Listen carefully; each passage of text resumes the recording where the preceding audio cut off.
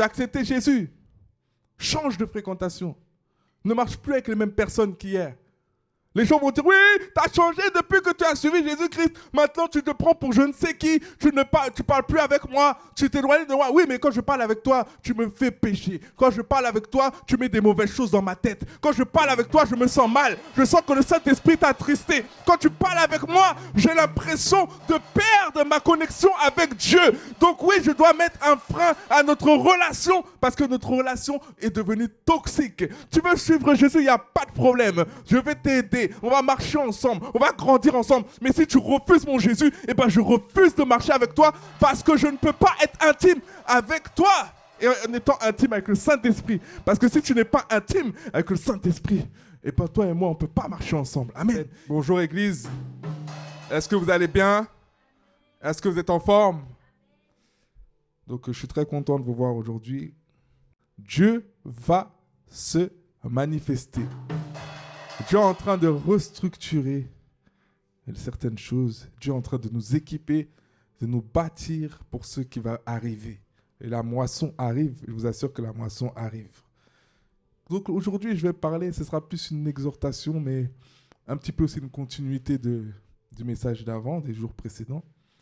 Et dans un premier temps, je vais parler de savoir se positionner. Savoir se positionner. Parce que tu dois te positionner, tu dois savoir te positionner. Dis à ton voisin, apprends à te positionner. La Bible nous dit, dans le livre de Matthieu, au chapitre 6, « Nul ne peut servir deux maîtres, car ou il haïra l'un et aimera l'autre, ou il s'attachera à l'un et méprisera l'autre. Vous ne pouvez pas servir Dieu et Mammon. » Donc Matthieu chapitre 6, verset 24, est un verset qui est très révélateur. Parce qu'aujourd'hui, dans ce monde, nous sommes des personnes qui aimons avoir un pied dedans et un pied dehors. Quand je parle d'avoir un pied dedans et un pied à l'extérieur, c'est que je parle d'avoir un pied dans l'église et avoir en même temps un pied dans le monde. Soit on a un pied dans le monde, enfin les deux pieds dans le monde, soit on a les deux pieds dans l'église. Quand je parle de l'église, je ne parle pas forcément du bâtiment, de l'église bâtiment. Je parle de Jésus. Je parle de l'évangile, de Christ. Si on a accepté Jésus-Christ, on doit avoir également une vie qui est en adéquation avec cela. Une vie qui reflète notre choix, qui reflète notre prise de décision. Donc on ne peut pas avoir un pied à l'église en Christ et en même temps un pied dans le monde avec Satan. C'est soit nous choisissons Satan, soit nous choisissons Christ. Amen. Donc nul ne peut servir deux maîtres, car ou il haïra l'un et aimera l'autre, ou il s'attachera à l'un et méprisera l'autre. Et on va rester beaucoup sur ce verset-là. Parce que on ne peut pas aimer les deux en même temps. Ce n'est pas possible. Tu vas aimer l'un, forcément tu vas détester l'autre. Parce que les deux ne sont pas ensemble. Les deux sont complètement opposés. Amen. La lumière et les ténèbres ne cohabitent pas ensemble. La lumière et les ténèbres sont deux extrêmes opposés. Amen. Donc tu ne peux pas aimer Dieu et en même temps aimer ce monde, ce système de ce monde. Amen. On ne peut pas être des chrétiens qui aimons les choses de ce monde et en même temps aimons les choses de Dieu. Les choses de ce monde sont opposées aux choses de Dieu. Amen. Quand tu vas en boîte de nuit, ce n'est pas quelque chose que Dieu approuve. Ce n'est pas un lieu où Dieu veut te voir en tant qu'enfant. Amen.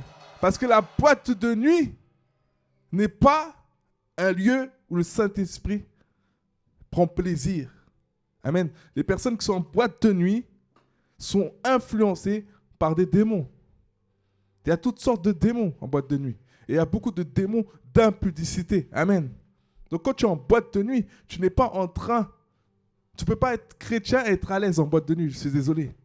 Tu ne peux pas être chrétien et être à l'aise dans des atmosphères où le Saint-Esprit n'est pas à l'aise parce que la Bible nous dit que le Saint-Esprit habite en nous. Amen. Donc tu dois choisir les lieux dans lesquels tu vas te trouver. Tu dois faire attention dans les endroits où tu vas te trouver. Tu ne peux plus être avec n'importe qui, n'importe quand, n'importe où. Amen. Parce qu'il faut savoir qu'il y a des influences spirituelles. Partout où nous allons jamais seuls. Il y a toujours des influences spirituelles. Amen. C'est-à-dire que quand on va quelque part, on ne voit rien physiquement, mais spirituellement, il y a quelque chose qui se passe. Spirituellement, il y a des forces, il y a des entités, il y a des esprits qu'on appelle des esprits territoriaux qui influencent le lieu. Amen. Donc nous ne pouvons pas être des jeunes convertis, des nouveaux convertis, des personnes ayant accepté Jésus-Christ récemment et être dans certains lieux, dans certaines atmosphères. Si nous n'avons pas la puissance nécessaire pour être dans cet endroit-là, on va forcément pécher, on va forcément être influencé. Vous savez, le monde spirituel, c'est une histoire de rapport de force. N'essayez pas de faire comme tout le monde. N'essayez pas de faire ce que vous voyez d'autres personnes faire. Vous savez, il y a des personnes qui ont vraiment la foi, qui ont vraiment déjà connu ce que c'est que la cité, qui ont connu ce que c'était vivre dans la rue, qui ont connu ce que c'était la drogue et qui peuvent résister à ces choses-là parce que Dieu les a réellement libérés, délivrés de ces choses-là. Mais si tu n'as pas cette capacité, si tu ne t'as pas oint pour ça, eh ben ne reste pas avec des personnes qui risqueraient de te faire perdre ton salut et de t'influencer négativement. Amen. Tu viens d'accepter Jésus-Christ. Tu viens de donner ta vie à Jésus. Ne commence pas à aller t'attaquer à certains niveaux de démons, certaines dominations. Ne t'attaque pas à des esprits que Christ a vaincus, mais que toi, tu ne peux pas vaincre. Amen. Parce que tu n'as pas encore assez de Jésus. Amen. Quand tu auras plus de Jésus, tu pourras le faire. Mais tant que tu n'as pas... Parce qu'on dit que oui, on marche sur les serpents, les scorpions, sur toute la puissance de l'ennemi. Mais encore faut-il avoir la révélation. Encore faut-il savoir, en fait, qui nous sommes en Christ, connaître notre position en Christ. Amen. On voit un verset écrit, puis on ne prend pas le verset dans tout son contexte. On prend qu'une partie, qu'un passage du verset, et on n'essaie pas de comprendre ce que Dieu nous dit au travers de ce verset. Oui, on marchera sur le serpent, le scorpion, sur toute la puissance des ténèbres. C'est vrai, mais ce n'est pas tout le monde qui peut le faire. Si tu ne sais même pas qui tu es en Christ, si tu ne connais même pas la parole, si tu n'as pas les versets pour répondre aux attaques du diable, comment tu vas faire face aux attaques, face aux assauts du diable?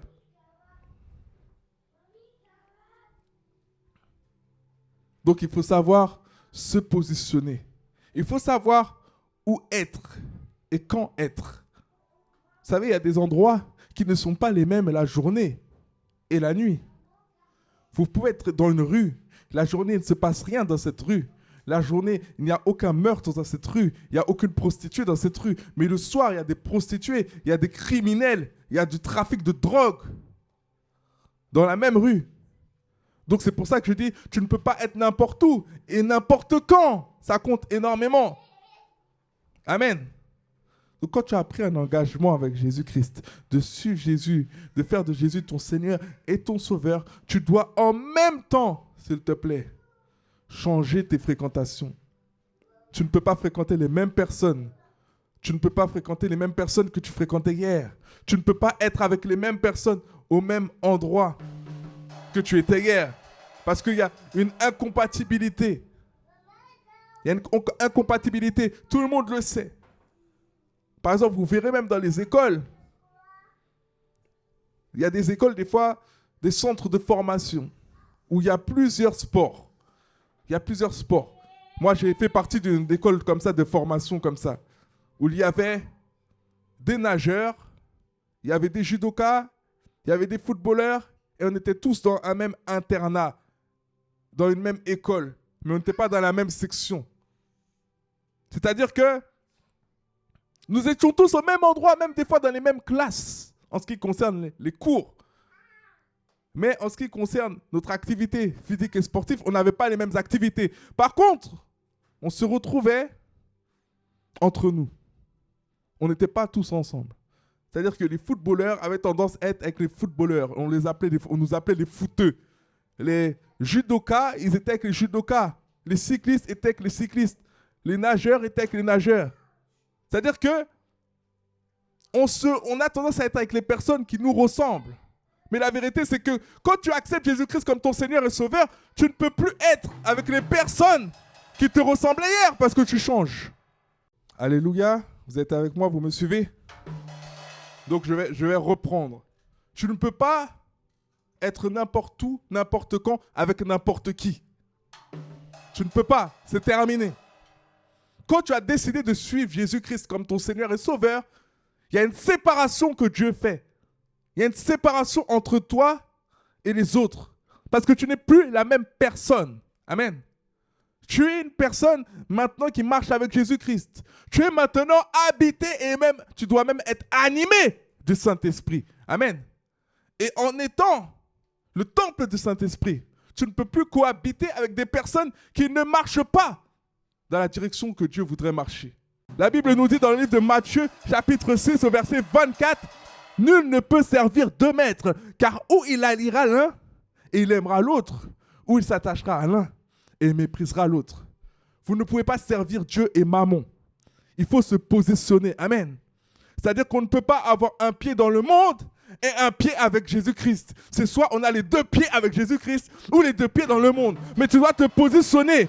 Quand tu marches avec Jésus-Christ, tu marches réellement avec Jésus-Christ. Quand tu choisis de suivre Jésus-Christ, tu suis réellement Jésus-Christ. Ça ne va pas être facile, mais Dieu va te donner des gens. Dieu va mettre des gens autour de toi, à côté de toi, afin que tu puisses rester dans cette direction, que tu puisses demeurer dans cette direction. Amen.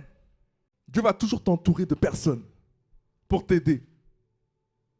Tu as accepté Jésus. Change de fréquentation. Ne marche plus avec les mêmes personnes qu'hier. Les gens vont dire, oui, tu as changé depuis que tu as suivi Jésus-Christ. Maintenant, tu te prends pour je ne sais qui. Tu parles plus avec moi. Tu t'éloignes de moi. Oui, mais quand je parle avec toi, tu me fais pécher. Quand je parle avec toi, tu mets des mauvaises choses dans ma tête. Quand je parle avec toi, je me sens mal. Je sens que le Saint-Esprit t'a attristé. Quand tu parles avec moi, j'ai l'impression de perdre ma connexion avec Dieu. Donc oui, je dois mettre un frein à notre relation parce que notre relation est devenue toxique. Tu veux suivre Jésus, il n'y a pas de problème. Je vais t'aider. On va marcher ensemble, on va grandir ensemble. Mais si tu refuses mon Jésus, eh ben je refuse de marcher avec toi parce que je ne peux pas être intime avec toi et en étant intime avec le Saint-Esprit. Parce que si tu n'es pas intime avec le Saint-Esprit, et bien toi et moi, on ne peut pas marcher ensemble. Amen. Il faut savoir être radical. Il faut savoir dire non. Il faut savoir changer. Il faut savoir changer l'atmosphère autour de nous. Ton atmosphère est créée à partir des gens qui t'entourent. Je répète encore, l'atmosphère dans laquelle tu te trouves, c'est en fonction des gens qui t'entourent. Tu ne peux pas marcher avec des personnes qui sont totalement dans l'impudicité et toi, tu es là, tu veux marcher dans la sanctification. Ce n'est pas possible.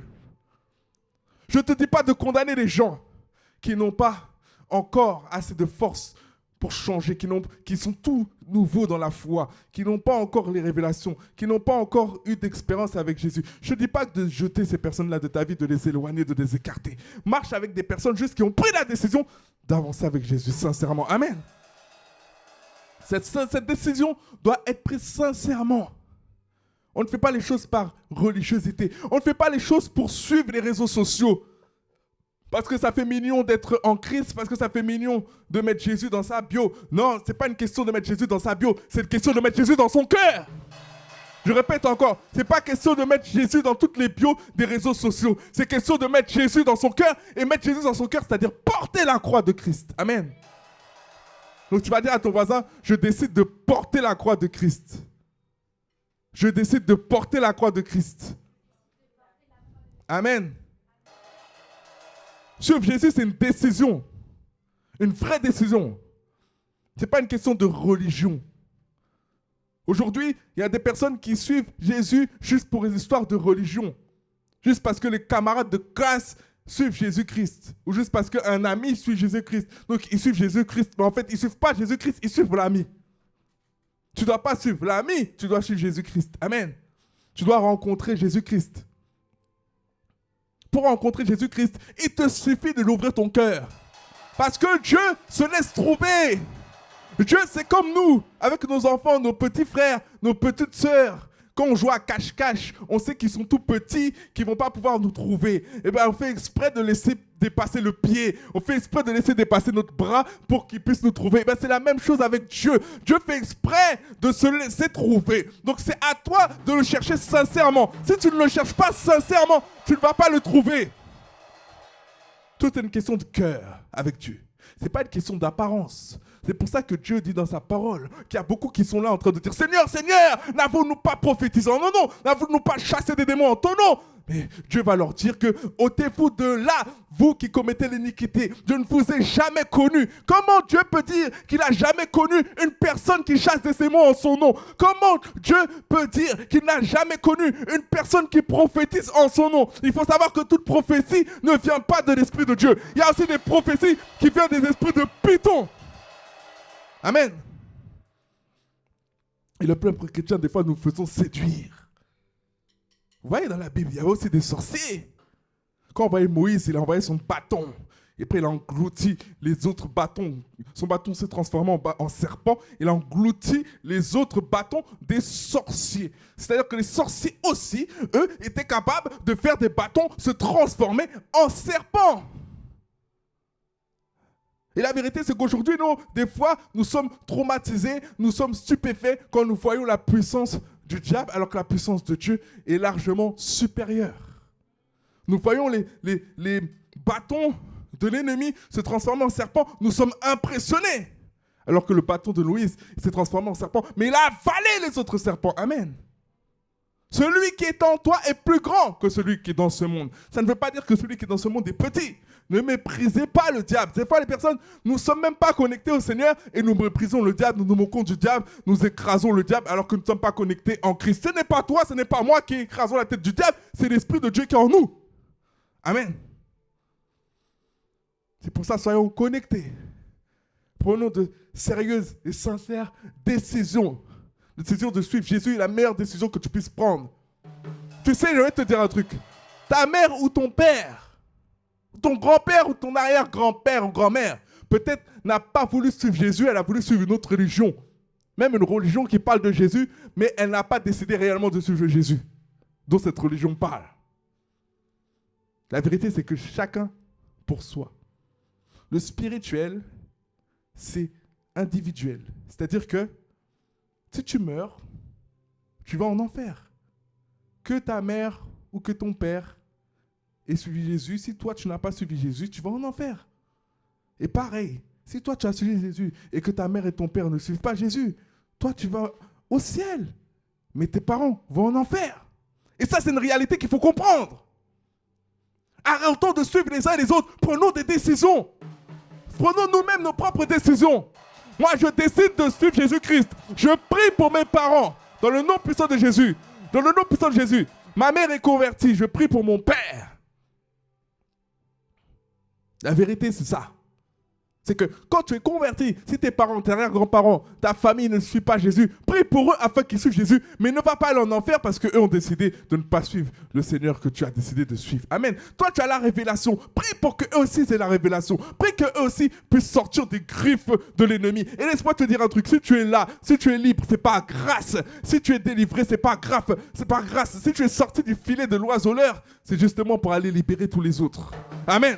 C'est toi que Dieu a élu. C'est toi que Dieu a choisi dans ta famille pour toucher ton père, pour toucher ta mère, parce que quelqu'un d'autre ne peut pas le faire. Mais ce n'est pas juste en parole, c'est en action et en vérité. Tu dois avoir une vie qui change. Tu dois travailler davantage à l'école. Tu dois travailler davantage à l'école, avoir des meilleurs résultats. Tu dois changer de fréquentation, changer d'attitude, changer de manière de t'habiller, changer de choses. Quand tu commences à poster certaines choses sur les réseaux, tu dois arrêter ça. Commencer à poster des choses de Dieu. Commencer à être habillé de manière décente. Commencer à avoir vraiment un changement radical qui s'exerce à l'intérieur de toi pour que les autres puissent voir qu'il y a une différence et que c'est comme ça que tes parents, c'est comme ça que tes frères et sœurs, c'est comme ça que tes tantes et tes cousines, c'est comme ça même tes grands-parents même peuvent se convertir parce qu'ils voient réellement un changement manifeste en toi. C'est comme ça qu'on influence. C'est comme ça qu'on impacte. Vous savez, les actions, ils comptent plus que les mots certaines fois. Des fois, on préfère voir des choses que entendre. Il y a des personnes qui sont des beaux parleurs, des personnes qui parlent bien, qui parlent très très très très bien, mais après leur comportement n'a strictement rien à voir avec ce qu'ils sont en train de dire. Et moi je préfère suivre quelqu'un qui me dit quelque chose et qui le fait, ou quelqu'un qui parle peu mais qui fait ce qu'il dit, que entendre quelqu'un parler mais qui fait rien de ce qu'il dit. Parce qu'on reconnaît un arbre, toujours je le dis à chaque fois, par son fruit. Et c'est comme ça qu'on va reconnaître que tu es un enfant de Dieu, que tu es une fille de Dieu, un fils de Dieu. C'est par ton fruit, par tes agissements, par ton changement. Quand tu vas commencer à honorer tes parents alors que hier tu ne les honorais pas. Quand tu vas commencer à leur dire maman, papa, je vous aime. Quand tu vas commencer à les bénir, à leur offrir des choses. Quand tu vas commencer à leur parler de Jésus, c'est là ils vont écouter. Parce qu'ils verront un changement. Et c'est ton changement qui va toucher leur cœur. C'est ton changement qui va impacter. Donc je parle pour une génération jeune. Je parle pour les jeunes d'aujourd'hui. Les jeunes de ce siècle. Les jeunes de ces temps-là. On va impacter le monde et on va toucher le cœur des adultes qui ont même 2 fois notre âge, par notre changement, par notre différence, par notre impact, par notre supériorité. Amen. Oui, Jésus te rend supérieur. Parce que l'Esprit de Dieu est supérieur. Amen. Il ne faut pas avoir honte de le dire. C'est-à-dire que toi, tu es dans le surnaturel. Tu es sur le naturel, d'accord? C'est pour ça que je dis que tu dois être supérieur. Pas supérieur dans l'arrogance. Jésus a dit, celui en gros qui est le plus grand dans le royaume de Dieu, c'est le plus petit. Commence à servir les gens, commence à aider les gens, commence à te lever, à prier pour les gens qui te haïssent, les gens qui te maudissent. Commence à prier pour eux, commence à les bénir, commence à les élever et tu verras la gloire de Dieu dans ta vie et dans la vie des autres pour qui tu as prié. C'est ça être supérieur. Je ne parle pas de supériorité comme le monde parle de supériorité. Je parle de supériorité parce qu'on a un métabolisme différent, on a une manière de penser différente. On est sous la loi de Dieu et non sous la loi de ce monde. La loi de ce monde, c'est la loi du péché et de la mort. Nous, on a la loi de l'esprit de vie en Jésus-Christ en nous. C'est cette loi qui parle plus fort. La loi de l'esprit de vie parle plus fort que la loi du péché et de la mort. Et la loi du péché et de la mort, c'était la loi du sang d'Abel. Amen. C'est pour ça que tu dois parler contre l'esprit de colère. Tu es tout le temps en colère. L'esprit de calomnie. Tu es tout le temps en train de calomnier. Tu dois parler contre cet esprit, te dire à cet esprit, à partir de maintenant, dans le nom puissant de Jésus, je te lie et te condamne. Je déclare que tu es lié et envoyé dans les arides. À partir de maintenant, maintenant que j'ai la connaissance, que j'ai la révélation, maintenant que l'esprit de Dieu habite en moi, il habite en moi et vit en moi, tu n'as plus aucune puissance sur moi. Tu n'as plus aucune autorité sur moi. À partir de maintenant, je déclare et décrète que je ne vais plus calomnier. Je ne vais plus mentir, je ne vais plus médire, parce que la loi de l'esprit de vie est en train d'agir à l'intérieur de moi et elle me rend forte, assez forte pour te dégager de ma vie. C'est comme ça qu'il faut apprendre à parler. Donc nous ne peut servir 2 maîtres. Et ça, c'est un piège de l'ennemi. L'ennemi te fait croire que tu peux servir Dieu et en même temps être avec le diable. C'est-à-dire que tu vas à l'église le dimanche, tu écoutes des prédications, tu pries, tu fais ta prière, tu lis ta Bible. Mais derrière, tu as les mêmes comportements. Tu as la même façon de parler. Tu marches toujours avec les mêmes personnes. Tu as toujours cette colère. Tu as toujours cette amertume. Tu as toujours cette impudicité. Tu as toujours ce mensonge. Parce que tu laisses l'esprit de ce monde te dominer. Tu n'as pas décidé réellement de donner toute la place au roi des rois, au Seigneur des seigneurs, Jésus-Christ. Amen. Donc quand tu prends la décision de suivre Jésus, tout le reste, ça doit couler. Parce que oui, tu auras des tribulations. Mais derrière ça, les chrétiens, on se cache beaucoup derrière les tribulations. Oui, il y a des tribulations. Il y a des tribulations, c'est pour ça que je n'arrive pas à suivre Jésus. La Bible dit que Dieu ne peut pas te tenter au-delà de tes forces. C'est-à-dire que quand il y a des tribulations, quand il y a des tempêtes, quand il y a des incompréhensions, eh bien, sache une chose, c'est que tu as toujours la victoire en Christ. Il n'y a rien qui peut te bloquer. Il n'y a rien qui peut te paralyser. Amen. Tu as toujours la supériorité par l'Esprit de Dieu. Donc oui, tu as des tribulations. Mais la Bible dit aussi que, attention, les personnes de ce monde aussi souffrent. Ce n'est pas que les chrétiens qui souffrent, parce que nous souffrons pour Christ. Mais nous souffrons en étant victorieux en même temps. Amen. On souffre dans la victoire. Amen. C'est-à-dire qu'on a des tribulations, mais on a toujours la solution. En Christ, tu as une tribulation et tu as la solution en même temps. On souffre, mais on finit par gagner. Vous savez, c'est comme quand vous faites un marathon. Vous courez, mais vous arrivez au bout du marathon. Amen. Quand vous faites un 100 mètres, vous arrivez au bout de la course. Peut-être essoufflé, mais vous y êtes arrivé. C'est la même chose en Jésus-Christ. En Jésus-Christ, nous faisons des choses. Nous avons des tribulations, nous avons de l'opposition, mais nous avons la victoire. La Bible dit, en toutes ces choses, nous sommes plus que vainqueurs par celui qui nous fortifie.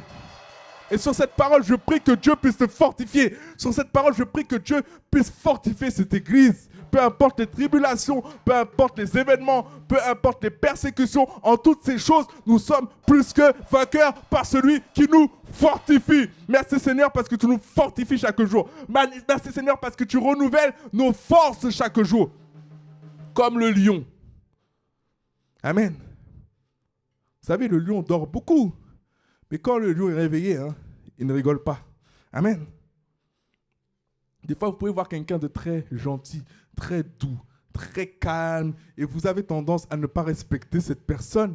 Vous avez tendance à mépriser cette personne, à voler cette personne, à manquer de respect à cette personne. Mais vous ne savez pas que cette personne est un lion que vous avez l'impression qu'il dort, mais en fait, il est là. Je ne sais plus c'est dans quel pays un proverbe qui disait, en gros, que le lion, même quand il dort, il a toujours ses dents. Amen. Et je trouve ça très, très bien. Ce message, ce mot-là, cette phrase-là est très bien parce que, oui, tu peux dormir, mais ce n'est pas parce que tu dors qu'une gazelle va te manger. Si tu as un lion, une gazelle ne pourra pas te manger pendant ton sommeil. Parce que quand tu vas te réveiller, tu vas lui mettre un coup de patte et il n'y a plus de gazelle. Amen. Et bien, c'est ça que nous sommes. Nous sommes des lions. Et les personnes nous voient des fois comme des agneaux. Mais il faut savoir que l'agneau est une figure de Jésus-Christ. Amen. On parle de l'agneau et du lion. Jésus-Christ, des fois, se manifeste en tant qu'agneau. Et il y a des personnes qui vont profiter, qui vont leur profiter, qui vont prendre l'agneau pour une victime. Mais quand Jésus se manifeste en tant que lion, c'est autre chose. Et c'est ça, nous les chrétiens. Des fois, nous n'aimons pas être les agneaux alors que Dieu nous demande d'être des agneaux. Nous sommes des agneaux. Et du coup, comme on n'aime pas être des agneaux, on veut se transformer en loup. Je ne sais pas si vous comprenez ce que je suis en train de dire. Est-ce que quelqu'un me suit? Est-ce que quelqu'un est là aujourd'hui? Des fois, je répète encore, Dieu nous demande d'être des agneaux dans la tribulation.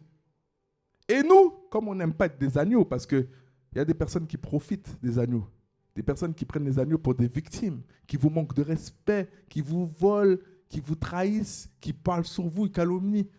Et du coup, vous ne voulez pas rester des agneaux comme Jésus vous demande d'être des agneaux. Vous voulez vous transformer en lion. Parce que Jésus, oui, il a la figure agneau, mais il a aussi la figure de lion. Mais tu ne dois pas vouloir être un lion quand Jésus te demande d'être un agneau. Amen. Et il y a des personnes qui se transforment en loup comme ça. Vous me suivez? Vous voyez ce que je veux dire? C'est-à-dire qu'il y a des personnes qui veulent se faire justice eux-mêmes. Et un loup, Dieu n'est pas un loup. Dieu n'a pas de figure de loup. Amen. Il y a des loups dans les églises. Il y a des loups. Il y a des personnes qui refusent d'être des agneaux, qui sont des agneaux dissimulés. Des fois, elles sont des agneaux et des fois, elles se transforment en loups. C'est-à-dire que de temps en temps, elles calomnient. De temps en temps, elles critiquent. De temps en temps, elles mettent la zizanie dans leur église. De temps en temps, elles montent les uns contre les autres. De temps en temps, elles sont des loups cachés. Donc, des fois, elles sont agneaux devant le peuple et des fois, elles se transforment en loups. Pourquoi elles se transforment en loups? Parce qu'elles ont décidé d'être des loups. Elles ont décidé de ne pas laisser Dieu les travailler. De ne pas... Parce que oui, des fois, c'est facile de vouloir sortir les dents. Des fois, c'est facile. Mais quand Dieu te demande de rester en position d'agneau, quand on parle d'agneau émolé, vous savez, c'est quoi un agneau émolé? Un agneau, ça signifie un peu la pureté. Un agneau inoffensif. Un agneau qu'on sacrifie, mais qui n'a pas de résistance. Là, on ne parle pas de sacrifier un lion, on ne parle pas de sacrifier un ours, on parle d'un agneau. Et un agneau, des fois, doit se laisser sacrifier. Et des fois, nous sommes des agneaux. Nous devons nous laisser marcher dessus, entre guillemets. Il y en a, ils n'aiment pas cette parole-là. Quand je dis marcher, parce que tu n'es pas en train de marcher sur une personne parce que tu réponds. Tu es en train de marcher sur une personne, je parle spirituellement, quand tu ne réponds pas et que tu vas répondre avec Dieu. Mais tu ne vas pas répondre pour demander des condamnations à Dieu sur les gens. Tu vas répondre pour exprimer ton sentiment à Dieu et pour chercher la force envers Dieu. Et c'est Dieu qui va agir. Amen. C'est ça que Dieu te demande de faire. De rester un agneau. Un agneau, peu importe ce qu'on te fait. Là, je parle, peut-être c'est très profond, il y a peut-être des personnes qui ne vont pas comprendre ce que je suis en train de dire, mais je sais qu'il y a quelqu'un qui doit recevoir ce message aujourd'hui. Il y a quelqu'un, des fois Dieu peut parler même pour une personne qui a besoin. Oui, on t'a manqué de respect. Oui, on t'a tapé. Oui, on se fiche de toi. Tout le temps, on dit, ouais, mais tu es trop gentil, tu es trop doux ou douce. Voilà, tout le temps, on se fiche de toi parce que tu as des qualités que ce monde-là n'aime pas. Amen. Ce monde-là voudrait que tu sois impudique. Ce monde-là voudrait que tu sois quelqu'un de calomniateur, quelqu'un qui parle mal, d'arrogant ou d'arrogante. Et puis non, Dieu t'a créé comme ça. Tu as une particularité, c'est que tu es douce ou doux comme un agneau en toutes circonstances. Et les gens voudraient te changer. Les gens voudraient détruire cette qualité qui est en toi. Et bien tu dois te mettre à genoux et prier afin que ton cœur ne puisse pas être perverti, que tu puisses continuer d'être cette personne douce. Parce que, vous savez, le diable, des fois, va tellement vous piquer que vous allez devenir des loups. Le diable, des fois, va tellement vous piquer que vous allez vouloir commencer à faire comme les autres, vous transformer en loup. Non, reste l'agneau que tu es. Dieu va te faire justice. Parce que, en vérité, tu n'es pas seulement un agneau, tu es également un lion ou une lionne. Amen. Dis à ton voisin, tu es un lion ou une lionne. Et puis, vous savez, hein, le lion ou la lionne, quand il rugit, les animaux, ils savent. Ils savent. C'est-à-dire qu'il ne bouge pas. Il peut laisser les autres animaux autour du camp. Ils savent que les autres animaux sont inoffensifs. Des fois, ils vont continuer à dormir. Parce que tu sais que tu ne crains rien. En Christ, tu ne crains rien. Continue à être doux. Continue à être douce. Continue à être aimante. Continue à avoir cette patience. Continue à manifester ces fruits de l'esprit et laisse personne te changer. Laisse personne changer ton cœur. Laisse personne changer ta façon d'être, ta façon d'agir. Parce que la vérité, c'est que ce que tu as, le diable veut te le voler. Cette patience et cette douceur que tu as, cette tempérance que tu as, le diable veut te le voler. C'est pour ça mon message aujourd'hui, c'est ne change pas. Ne change pas. Si tu dois changer davantage dans l'amour. Amen. Ça ne veut pas dire de te laisser faire, en gros, de rester en contact, comme je dis à chaque fois, avec des gens qui te font du mal. Mais ça veut dire que si tu n'as pas le choix et que tu es à l'école et qu'on te persécute à l'école, eh bien, va prier. Amen. Va prier. Tu verras qu'en priant, il y a beaucoup de problèmes qui vont se régler. Vous savez, des fois, vous ne faites rien du tout. Vous laissez juste Dieu faire. Moi, quand j'avais des problèmes avant avec des personnes qui me persécutaient quand j'ai donné ma vie à Jésus, j'allais tout simplement prier. Je travaillais. Des fois, je faisais des rondes techniques. Pendant que je faisais la ronde technique, je priais. Pendant 4 heures de ronde technique, je priais en langue pendant 4 heures, 5 heures, 6 heures. Et puis, je laissais Dieu faire. Et je priais pour les gens qui me persécutaient. Je demandais à Dieu de les bénir. Et vous savez, le lendemain, quand j'allais au travail, j'avais toujours le même comportement, la même attitude. Les personnes qui s'étaient alliées pour me faire du mal, parce que le diable était caché derrière ces gens-là pour me persécuter, pour que je me transforme d'agneau à loup. Pour que je commence à avoir ras-le-bol, que je commence à en avoir marre, que je commence à dire « Ah, j'en ai marre d'être un agneau, je vais me transformer en loup, moi aussi je vais mettre des coups dedans, moi aussi je vais calomnier, moi aussi je vais critiquer. » D'ailleurs, c'est ce collègue-là qui est en train de me casser du sucre, là. Et ben, il ne sait pas que l'autre avec qui il est en train de casser du sucre. Et ben voilà, moi aussi je vais commencer à parler, à dénoncer ce que l'autre dit sur lui pour mettre la zizanie. Non! Mais vous savez, moi je n'avais pas besoin de faire ça. Parce que si je faisais ça, c'est que je me transforme en loup. Amen. Et après, ces choses-là que le monde me pousse à faire, eh ben, c'est des choses que je vais ramener dans l'église. Et après, je vais faire la même chose dans l'église. Et je vais me retrouver un loup dans l'église. Amen. Eh ben non. Moi, je priais.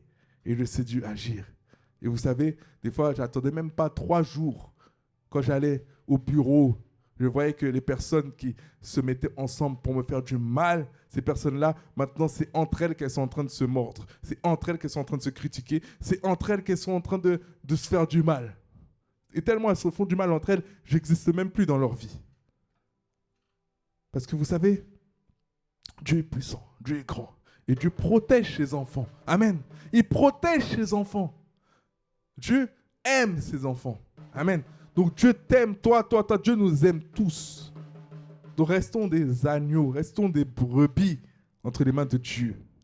Et tant que Dieu ne nous dit pas de manifester le côté lion, restons des brebis. Amen.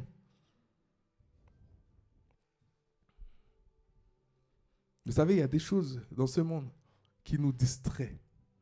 Il y a des choses qui nous éloignent de Dieu. Je ne dis pas que le monde n'est pas bon. Quand je parle du monde, que les personnes comprennent bien, c'est que quelqu'un me suit là. Quand je parle du monde, je suis en train de parler d'un système. Un système corrompu.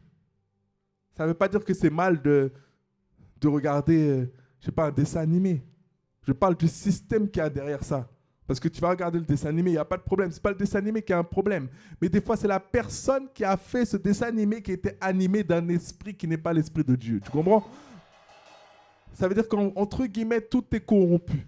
C'est-à-dire que quand tu regardes quelque chose, tu dois avoir du discernement aussi pour voir que derrière, il y a quelque chose, il y a un esprit qui a fait ce dessin animé. C'est pour ça que vous voyez des dessins animés avec certains caractères que je ne vais pas nommer ici.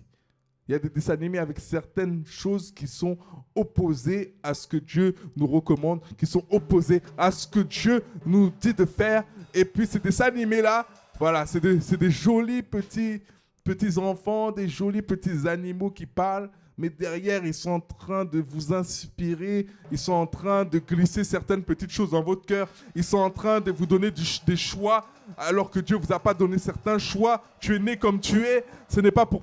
Ah, on ne peut pas trop parler aujourd'hui. Mais des fois, il y a des choses.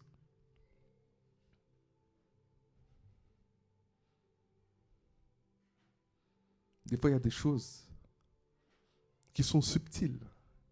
Et ça se cache, oui, dans le dessin animé. Le petit dessin animé innocent. Je vais vous donner un exemple très simple. Quand je donnais ma vie à Jésus, j'étais radical, mais j'avais besoin d'être radical. Aujourd'hui, je ne suis pas aussi radical avec ça que je l'étais au début, parce qu'il y avait un temps pour tout. Il y a un temps pour chaque chose sous le soleil. Vous savez, quand je donnais ma vie à Jésus, c'est comme si Dieu m'avait interdit les jeux vidéo. Dieu m'avait interdit la télévision. C'est-à-dire quand j'allais chez un client, après que je voyais une télévision, j'avais l'impression d'être dans une autre planète, tellement je ne connaissais plus la télévision. C'est pas que la télévision, c'est grave de regarder la télévision, mais j'avais besoin d'avoir un formatage, parce que Dieu voulait m'emmener quelque part, pour que je puisse voir la télévision d'une autre façon. Et vous savez quoi? Des années après, quand j'ai recommencé à regarder la télévision, je ne pouvais même plus regarder la télévision. Parce que je voyais plein d'âneries. Parce que je voyais plein de choses à caractère sexuel. Parce que je voyais des personnes parler vraiment mal. Et je me disais, mais attends, c'est ces personnes-là qui sont censées nous représenter. Eux-mêmes, il y a des gros mots, des insultes qui sortent de leur bouche. Comment je peux regarder des émissions avec une femme et un homme qui sont en train de se quereller à longueur de journée? Comment je peux regarder des émissions avec deux grands-parents qui sont un couple et qui eux-mêmes ont des grossièretés qui sortent de leur bouche, des vulgarités? Et comment je peux laisser mes enfants regarder ça alors que moi je leur dis qu'il ne faut pas dire de grossièreté, de vulgarité, et je laisse des exemples des gens être leur mentor, être leur modèle? C'est pas possible. C'est pas possible. Faites attention à ce que vous regardez. Des fois vous regardez des séries télévisées et il y a plein de scènes à caractère pornographique à l'intérieur. Je suis désolé. Je suis désolé, on est des chrétiens. On est des chrétiens. Moi, quand je donnais ma vie à Christ, il y a des trucs que je ne pouvais plus voir, je ne pouvais plus regarder. Pourquoi? Parce que ça va réveiller des choses à l'intérieur de nous. Et après, oui, tu vas être pris par un démon d'impudicité. Oui, tu vas être pris par ci ou par ça. Parce que ça réveille des choses à l'intérieur de toi. C'est pour ça que quand tu prends la décision de marcher avec Jésus-Christ, oui, ça va faire mal au début, mais il y a des choses que tu vas devoir bannir. Il y a des choses que tu vas devoir bannir. Et même en tant que parent, grand frère, grande sœur, tu dois maintenant contrôler ce que tes enfants regardent ou ce que ta petite sœur, ton petit frère regarde. Parce que maintenant, ton esprit est éveillé. Et tu es un modèle pour les plus petits que toi. Tu inspires les plus petits que toi. C'est très important. Amen. Vous savez, il y a des choses qui nous éloignent de Dieu. Des fois, la richesse aussi nous éloigne de Dieu. Vouloir être connu, toutes ces choses-là, ça nous éloigne de Dieu. La Bible dit dans le livre de Matthieu, chapitre 19, versets 21 et 22, Jésus lui dit, « Si tu veux être parfait, va, vends ce que tu possèdes, donne-le aux pauvres, et tu auras un trésor dans le ciel. Puis viens et suis-moi. » Après avoir entendu ces paroles, le jeune homme s'en alla tout triste, car il avait de grands biens. Vous savez, Dieu ne va pas demander les mêmes choses à tout le monde. Il y a certaines personnes qui peuvent être riches, Dieu ne va jamais leur demander leur argent. Pourquoi? Parce que l'argent n'est pas un problème dans leur vie. Mais il y a des personnes, d'autres personnes, qui, eux, ont de grands biens. Et Dieu va leur dire, tu donnes tout. Pourquoi? Parce qu'il sait très bien que tu as un problème avec l'argent et que tu dois être formaté. Quand tu vas tout donner, tu montres à Dieu que Dieu est plus que les biens pour toi. Et quand tu montres ça à Dieu, c'est là que Dieu débloque la provision divine. Et c'est comme ça que Dieu te restaure. Et c'est comme ça que Dieu te donne plus. Il te donne le double, au centuple même de ce que tu as donné. Pourquoi? Parce que tu as compris le principe de la semence et tu as mis Dieu à sa place. Amen. Quand tu donnes des miettes à Dieu, ben Dieu va aussi te répondre des miettes. Si tu sèmes une graine, tu vas avoir un arbre. Si tu sèmes 10 graines, tu vas avoir 10 arbres. Combien tu sèmes? Semer, ce n'est pas qu'une question d'argent. Est-ce que quelqu'un me suit? Est-ce que quelqu'un me suit? Ce n'est pas question d'argent. Semer, c'est question de principe. Tu peux semer aussi des principes dans la vie des gens. C'est-à-dire qu'une personne te manque de respect et tu lui réponds avec gentillesse. Et tu fais comprendre à cette personne-là que tu n'es pas comme elle. Tu sèmes un principe. Tu sèmes ta différence. Tu sèmes les valeurs du royaume à une personne. Vous savez, des fois, nous les chrétiens, nous faisons les choses en facettes. C'est-à-dire que nous faisons les choses en facettes, mais notre cœur en dit long. Notre cœur n'est pas égal à ce que nous montrons devant les gens. C'est-à-dire que nous sommes dans l'apparence. Et vous savez, la bonté, ce n'est pas que les chrétiens qui sont bons. Il y a des personnes qui ne sont pas chrétiennes et qui sont même musulmans ou autres, qui sont plus bons que nous, qui ont une meilleure révélation de l'amour que nous, alors que notre Dieu est amour. Est-ce que c'est normal ça? Vous savez, je vais vous dire quelque chose de grave. Ça, c'est une expérience que j'ai vécue ces derniers jours. Il y a des chrétiens qui volent les autres.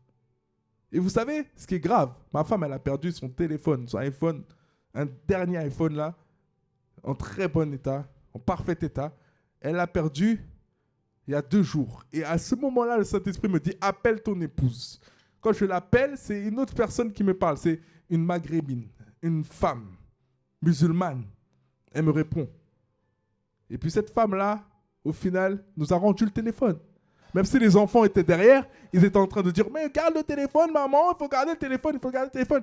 Peut-être, si le Saint-Esprit ne m'avait pas inspiré pour appeler à ce moment-là, peut-être que cette femme-là, elle aurait appelé son mari, et son mari lui aurait dit, ah, vas-y, garde le téléphone, t'inquiète, machin. Tu sais pas, on ne peut pas savoir qui est-ce que le diable aurait envoyé pour mettre quelque chose dans son cœur. Mais la dame avait quand même un bon cœur. Parce qu'au final, le diable n'a pas eu le temps de passer par là. Il n'a pas eu le temps. Elle n'a pas écouté les semences de ses enfants qui disaient de garder le téléphone. Je entendais les enfants en train de crier derrière elle. Maman, garde le téléphone, il est bien le téléphone. Comment des enfants qui sont censés avoir un cœur pur, eh bien, ils sont dans le vol aussi. Alors que leur mère n'est pas une voleuse. C'est parce que il y a un équilibre. Il faut savoir que tes enfants aussi peuvent être, tes enfants, tes petits frères, tes petites soeurs, ils peuvent être éduqués plus par l'école, plus par le système, plus par la télévision, plus par les jeux vidéo comme GTA où on t'apprend à voler que par les parents eux-mêmes. Comment il pouvait y avoir un écart entre la maman et les enfants? C'est qu'il y avait un problème. D'où vient cet écart? Amen. Tout ça pour dire que il y a des personnes qui ont un bon cœur sans avoir Jésus-Christ. Par contre, il y a des personnes dans les églises, tu laisses un câble par terre, un fil, tu reviens 2 heures plus tard, il n'y a plus le fil. Tu laisses même un accès quelque part, ils vont voler sans aucune hésitation. Pourtant, ils vont chanter, ils vont prêcher, ils vont faire tout ce que tu veux. Donc, ce n'est pas une question de ce que les gens disent dans leur bouche, c'est une question d'agissement, c'est une question de cœur. Maintenant, ce qui est dommage et ce qui est triste, c'est qu'un enfant de Dieu qui a Jésus-Christ est sauvé. Parce que Jésus-Christ a pris ses péchés. Alors qu'une personne qui n'a pas Christ, même si elle a un bon cœur, reste quand même une personne qui pêche. Il y a des personnes qui ne volent pas, mais qui pêchent dans d'autres choses. Et tout être humain pêche. Donc il y a des personnes qui ne sont pas sauvées aujourd'hui. Parce qu'elles n'ont pas Jésus-Christ. Et nous, en tant que chrétiens, des fois, nous profitons de la grâce. Nous savons que Jésus-Christ est mort pour nos péchés, pour le pardon de nos péchés. Donc, on peut être, dans notre tête, on pense qu'on peut être des voleurs tout en étant en Christ. Dans notre tête, on pense qu'on peut être des infidèles tout en étant en Christ. Dans notre tête, on pense qu'on peut être des menteurs tout en étant en Christ parce qu'on se dit, il y a la grâce. Vous savez, dans l'Ancien Testament, il y avait la foudre qui tombait sur les gens. Vous n'avez jamais entendu des histoires, vous n'avez jamais lu votre Bible dans l'Ancien Testament. Des hommes qui ont touché seulement le tabernacle, qui ont touché quelque chose de loin, quelque chose de saint, qui ont touché seulement l'arche, parce que l'arche allait tomber, mort. Même pour aller dans le lieu très saint, le souverain sacrificateur ne pouvait pas rentrer comme ça. Il devait se purifier lui-même, faire il était accroché par l'extérieur parce qu'il pouvait mourir. Il fallait qu'on puisse le retirer. Dieu, avant, le péché, c'était incompatible parce qu'il n'y avait pas Christ. Aujourd'hui, ce n'est pas que Dieu cohabite avec le péché. Aujourd'hui, c'est que Christ nous couvre. Amen. Et il y a des personnes qui jouent sur ça, sur la grâce de Dieu. C'est pour ça qu'aujourd'hui, on voit des chrétiens qui font semblant.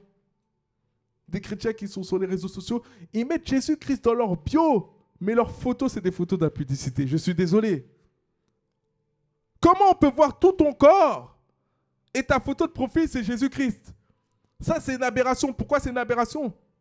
Parce que tu es en train de montrer aux autres que ton Dieu est léger, que ton Dieu est permissif, que ton Dieu approuve le péché, que ton Dieu, en gros, il cohabite avec le péché.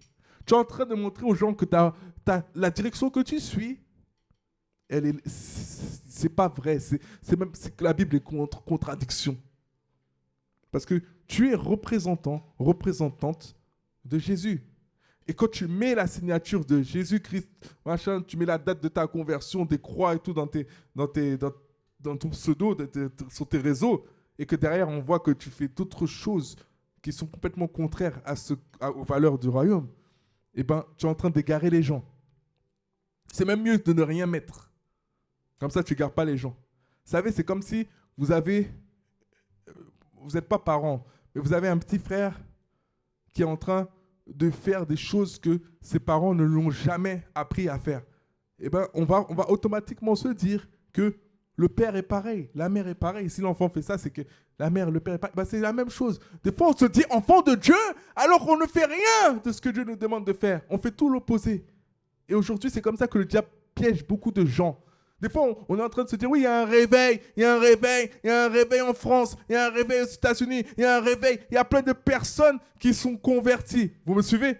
Alors qu'en vérité, si on regarde vraiment dans le cahier de vie, dans le livre de vie de Dieu, il y a plein de noms qui ne sont pas écrits. Amen. Vous voyez ce que je veux dire ou pas? Est-ce que quelqu'un me suit? Ce n'est pas une question d'apparence, c'est une question de cœur. C'est pour ça qu'il faut prendre la bonne décision. Prendre la bonne décision. Décider réellement de marcher avec Jésus. Mieux, il faut que tu fasses 2-3 choses pour Dieu, mais tu les fais bien. Que tu fasses 50 choses, mais mal. Parce que tu es à l'église, tu es dans des services, en train de servir avec d'autres chrétiens.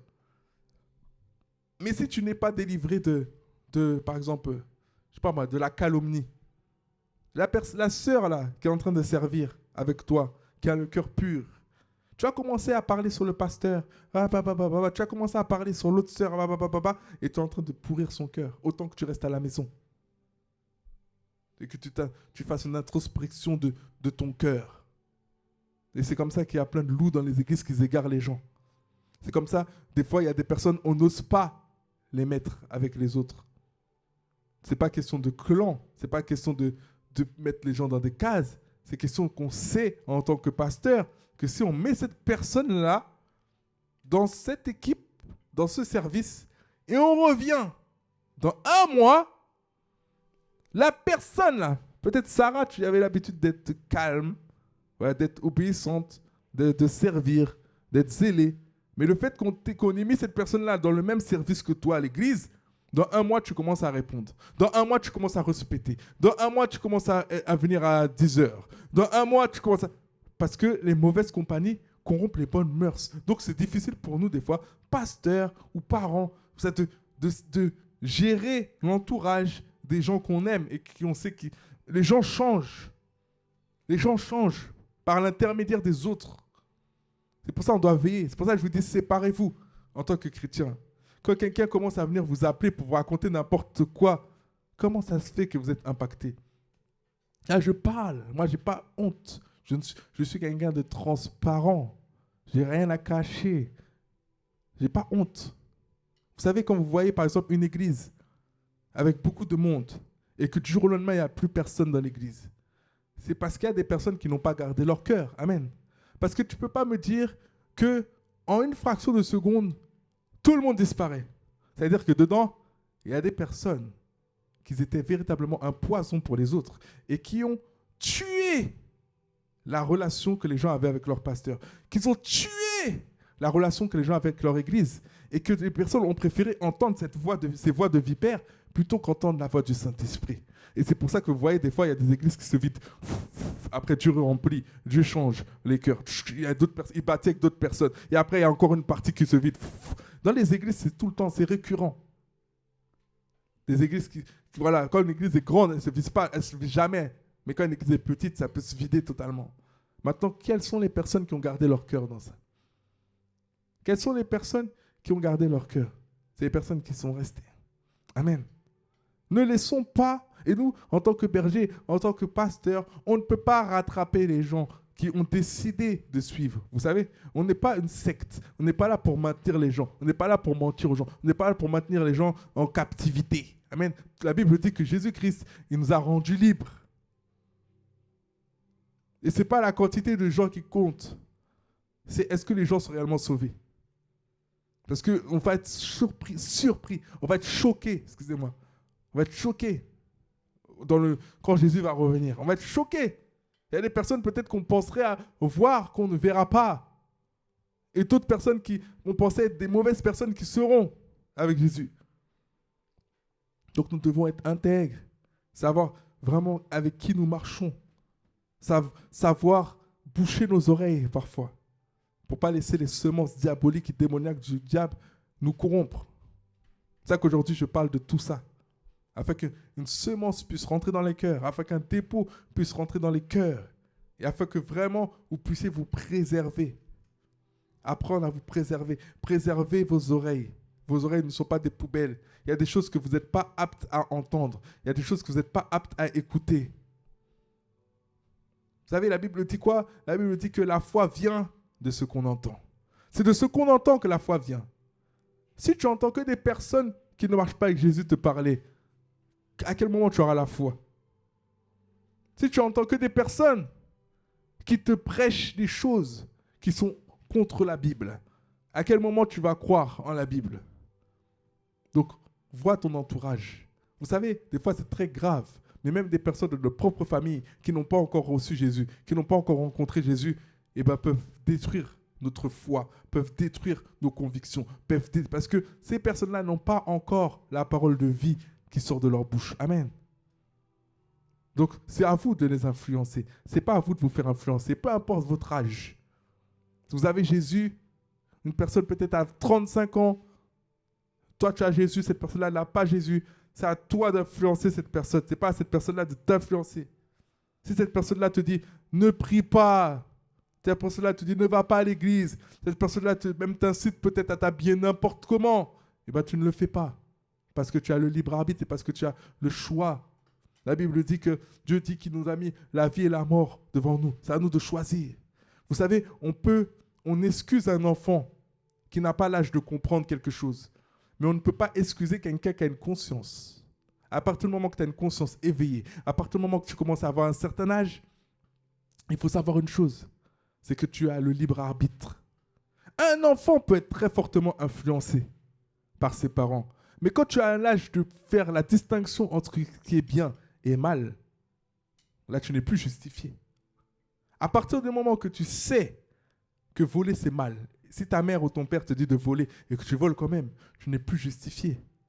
Quand tu avais l'âge de ne pas comprendre ces choses-là, si tes parents te faisaient voler, tu étais un petit enfant, et ben tu étais justifié parce que tu ne peux pas comprendre ces choses-là. Mais quand tu as compris, ce n'est plus la même chose. C'est pour ça qu'au bout d'un certain nombre de temps, quand tu as un certain niveau de compréhension, quand tu atteins un certain âge, parce que l'âge, ça ne veut rien dire. Il y a des enfants qui donnent leur vie à Jésus à 8 ans, à 9 ans, parce qu'ils ont compris ce que Jésus avait fait pour eux.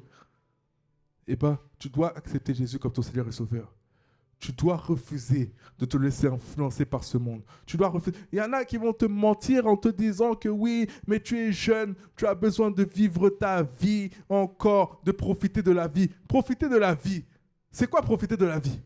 Est-ce que quelqu'un me suit? Profiter de la vie, ce n'est pas aller avoir plein de copains, plein de copines. C'est pas ça, profiter de la vie. Profiter de la vie, c'est pas boire de l'alcool, fumer. Ça, c'est pas profiter de la vie. Ça s'appelle détruire sa vie. Parce que tu ne sais pas que dans le rapport sexuel, il y a des choses spirituelles, il y a un transfert spirituel. C'est pour ça que même dans le milieu physique, dans le domaine physique, un rapport sexuel, eh ben, il y a des maladies qui s'appellent des maladies sexuellement transmissibles. C'est-à-dire que tu n'as pas de maladie, tu as un rapport sexuel avec une personne qui a une maladie, tu attrapes cette maladie-là, elle est sexuellement transmissible. Mais il n'y a pas que les maladies sexuellement transmissibles, il y a également les esprits qui sont sexuellement transmissibles. Donc peut-être hier, tu n'avais pas de problème de ventre, de douleur au ventre.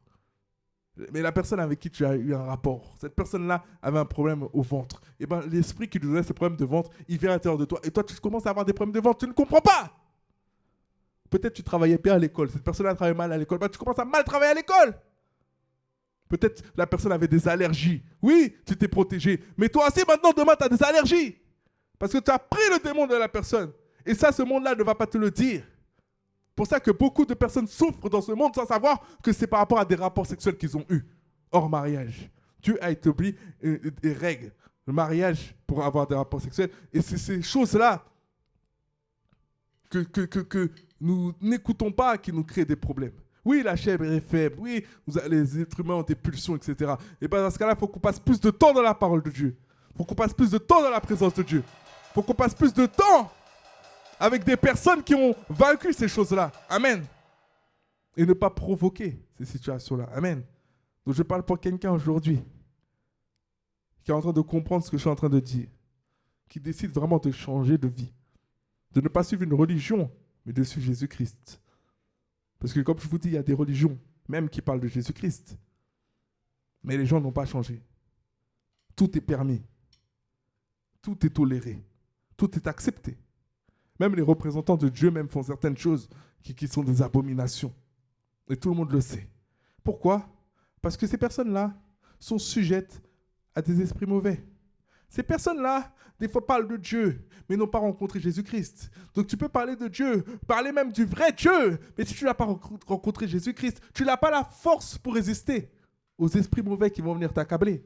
C'est pour ça que vous entendez beaucoup de personnes dans des religions qui font n'importe quoi. Religions qu'on peut appeler chrétiennes, qui font n'importe quoi.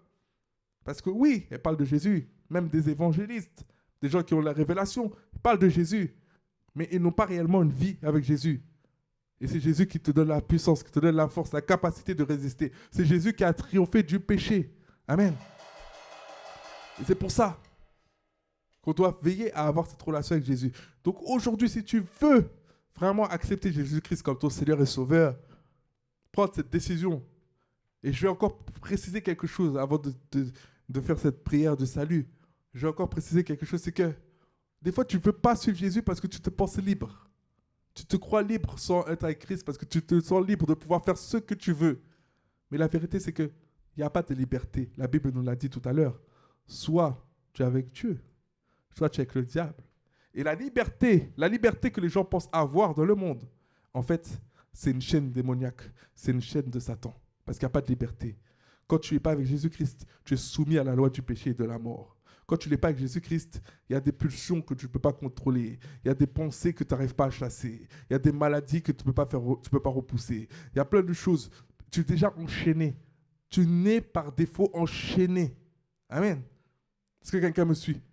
Le seul qui peut te rendre réellement libre, c'est Jésus-Christ. Donc tu n'as pas de choix possible à suivre. Il y a la vie et la mort. Il n'y a pas le entre-deux. Ça n'existe pas. C'est soit l'enfer, soit le paradis. Donc moi, je conseille à toute personne qui entend ce message et à toute personne qui même a été exposée à la parole de Dieu dans sa vie au moins une fois pour entendre cette révélation-là, qu'à partir du moment que tu l'as entendu, tu dois donner ta vie à Jésus-Christ. On n'a pas besoin que quelqu'un vienne te mettre de l'huile sur le front. Tu as juste besoin que tu puisses parler. Dieu a juste besoin que tu puisses parler et déclarer de ta bouche que tu décides de faire de Jésus-Christ ton Seigneur et Sauveur. Que tu as compris ce que Jésus-Christ a fait à la croix pour le pardon de tes péchés. Amen. Donc je parle à quelqu'un aujourd'hui qui veut donner sa vie à Jésus-Christ aujourd'hui. Eh bien, n'hésitez pas à vous lever. Et on va tous se lever. Et on va tous prier ensemble. On va tous prier ensemble. On va tous prier ensemble pour faire cette prière l'acceptation de Christ. Pour ceux qui ont déjà accepté Jésus-Christ, c'est juste pour accompagner les autres. Mais pour ceux qui peut-être ne l'avaient pas réellement fait, eh bien faites-le sincèrement. Faites-le sincèrement. Et les autres, nous sommes juste des accompagnateurs. Donc vous allez répéter après moi, Seigneur Jésus, avec conviction, Seigneur Jésus, aujourd'hui, je décide de te suivre. Je décide de changer. Que tu puisses me transformer, que tu puisses m'animer et que tu puisses éloigner tout ce qui n'est pas de toi, de moi. Que tu puisses éloigner toutes les personnes qui ne doivent pas être à côté de moi. Et amène les personnes qui doivent être avec moi, afin que je puisse grandir, afin que je puisse me rapprocher de toi.